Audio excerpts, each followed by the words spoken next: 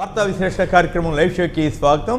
ముందుగా ఈరోజు విశ్లేషణ. సాక్షి మార్గదర్శి డిపాజిట్లు చట్టవిరుద్ధం, సుప్రీంకోర్టుకు నివేదించిన రిజర్వ్ బ్యాంక్ ఆఫ్ ఇండియా.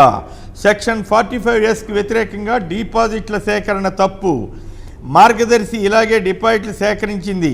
హైకోర్టులో ప్రతివాది రాకపోవడంతో అక్కడ ఈ విషయాలు చెప్పలేదు. లిఖితపూర్వకంగా పూర్తి వివరాలు ఇవ్వాలన్న సుప్రీంకోర్టు. వాటి ఆధారంగా పూర్తిస్థాయి విచారణ జరుపుతాం. ఇరు వర్గాలకు స్పష్టం చేసిన ధర్మాసనం. తదుపరి విచారణ ఏప్రిల్ 9కి వాయిదా.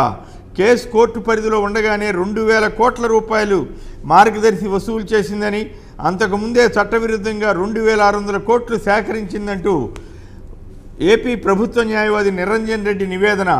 డిపాజిట్లు వెనక్కి ఇచ్చేశారా లేదా అన్నది ముఖ్యం కాదు, చట్టవిరుద్ధంగా సేకరించారా లేదా అన్నది ముఖ్యమని మాజీ ఎంపీ ఉండవల్లి అరుణ్ కుమార్ వ్యాఖ్య. చదువులకు ఊతమిచ్చేలా కళ్యాణమస్తు, ముఖ్యమంత్రి వైఎస్ జగన్మోహన్ రెడ్డి స్పష్టీకరణ. వైఎస్ఆర్ కళ్యాణమస్తు, వైఎస్ఆర్ షాదీ తోఫా కింద ఆర్థిక సాయం విడుదల. తేజస్ పరీక్ష విజయవంతమైంది. టీడీపీలో సీనియర్ల సీట్ల గల్లంతు. కొన్ని చోట్ల చంద్రబాబు, కొన్ని చోట్ల పవన్ అభ్యర్థుల ప్రకటనలతో సీనియర్ల గగ్గోలు. గాజువాక, పెందుర్తి జనసేన అభ్యర్థులకు పవన్ గ్రీన్ సిగ్నల్. ఆగ్రహంతో పల్లా శ్రీనివాసరావు, బండారు సత్యనారాయణమూర్తి. గోరంట్ల బుచ్చయ్య చౌదరి ఆశలన్నీ అడియాసలే.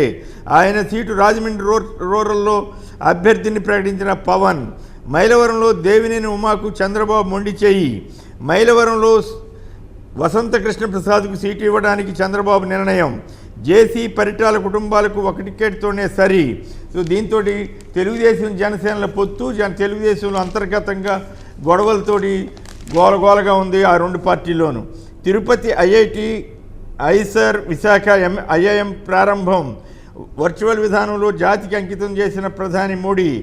విజయవాడ నుంచి వర్చువల్గా పాల్గొన్న గవర్నర్ జస్టిస్ అబ్దుల్ నజీర్, ముఖ్యమంత్రి వైఎస్ జగన్.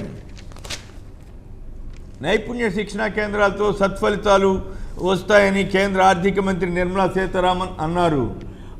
65,370 కోట్లతో NTPC green hydrogen energy hub Visakha సమీపంలోని పూడిమడకలో 3 దశల్లో ఏర్పాటు చేయబోతున్న వైనంపై కూడా స్టోరీ ఇచ్చారు. నేటి నుంచి సచివాలయాల్లో ఉద్యోగుల సర్దుబాటు. సుబ్రహ్మణ్యం రామ్ తాజాగా రామచంద్రపురం టీడీపీ ఇన్ఛార్జ్ రెడ్డి సుబ్రహ్మణ్యానికి చెక్. ఆయన స్థానంలో కొత్తగా పార్టీలో చేరిన సుభాష్కు అవకాశం. అలాగే నూజివీడులో పార్థసారథిని ఇన్ఛార్జికి చెప్పగా ముద్రపోయిన వెంకటేశ్వరరావు ఆగ్రహం. చంద్రబాబు ఫోటోలు తీసిపారేసిన ముద్రపోయిన ఆప్ అభ్యర్థి చండీగఢ్ మేయరే. సుప్రీంకోర్టు సంచలన తీర్పు. 8 ఓట్లు ఆమ్ ఆద్మీ పార్టీ అభ్యర్థికి పడినట్లు గుర్తింపు. ఎన్నికల ప్రక్రియనే తారుమారు చేశారంటూ రిటర్నింగ్ ఆఫీసర్పై ధ్వజం. ఆయనపై విచారణకు సుప్రీంకోర్టు ఆదేశం. స్విట్జర్లాండ్కు పోటీగా కాశ్మీర్ తయారవుతుందని ప్రధాని మోడీ అన్నారు.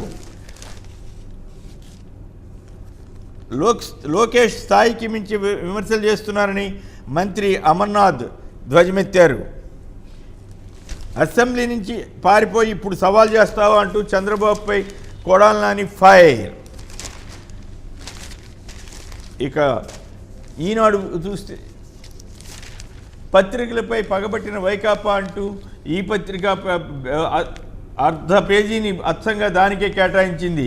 సాక్షిపై కానీ వైసీపీకి కానీ ఎవరైనా టీడీపీ, జనసేన లేదా ఇంకెవరైనా దాడి చేస్తే నిరసనలు వెల్లువంటూ రాసే ఈనాడు ఇప్పుడు పత్రికలపై పగబట్టినట్లుగా బ్యానర్ కథనాన్ని ఇస్తుంది.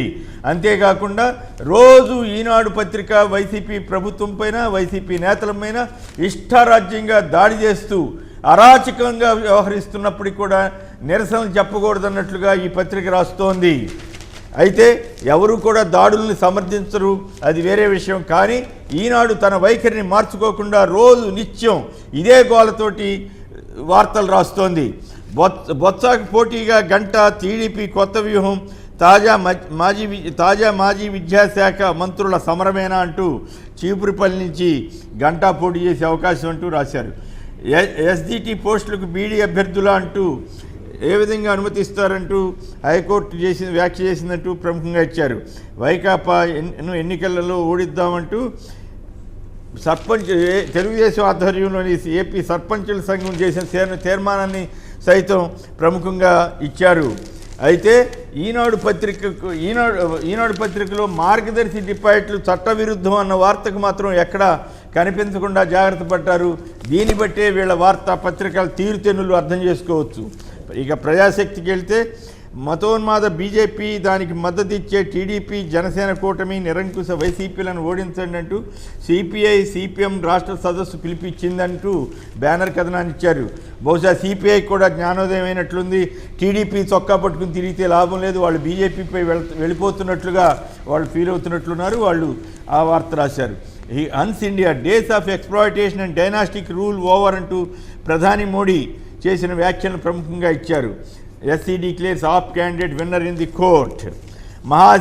మహారాష్ట్ర శాసనసభ మరాఠాలకు 10% రిజర్వేషన్ ఇస్తూ చేసిన అసెంబ్లీ తీర్మానం చేసింది.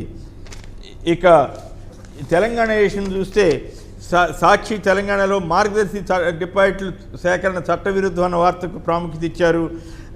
అట్లాగే దక్షిణ రింగ్ రోడ్డు కూడా ఓకే, రీజనల్ రింగ్ రోడ్డు దక్షిణ భాగాన్ని జాతీయ రహదారిగా ప్రకటించేందుకు ప్రతిపాదనలు. సీఎం రేవంత్ విజ్ఞప్తి మేరకు కేంద్ర మంత్రి గడ్కరీ ఆదేశాలు. ఆ రెండు పార్టీల వల్లే ప్రజలకు అన్యాయం. బీఆర్ఎస్ కాంగ్రెస్ అవినీతి కుటుంబ పార్టీలే. బీజేపీ విజయ సంకల్ప యాత్రలో కేంద్ర మంత్రి కిషన్ రెడ్డి.